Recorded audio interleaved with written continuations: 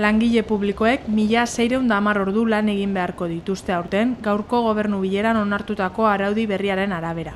Urteko 1.582 orduetatik 1.610 ordura igo da hain zuzen.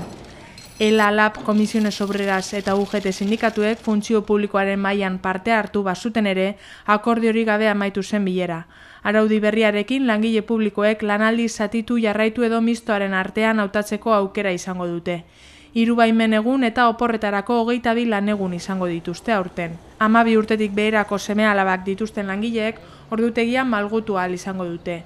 Era berean aldaketak iragarri dituzte behin-behineko ezintasunengatik lan egin ezin dutenentzat. Gaurko erabaki honen ostean, sindikatu abertzaleek Euskal Autonomia Erkidegoko funtzionarioen lanaldiaren luzapenaren aurka agertu dira beraien hitzetan, neurri honek enplegua suntsitzea ekarriko baitu gizarte osoarentzat ondorio larriak ekarriz. Honen aurka egiteko ez dute baztertu greba egitea beste mobilizazio batzuen artean.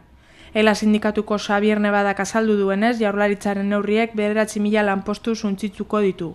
UGTren aldetik, funtzio publikoaren maila itxurakeria besterik ez dela izan leporatu dio Jaurlaritzari.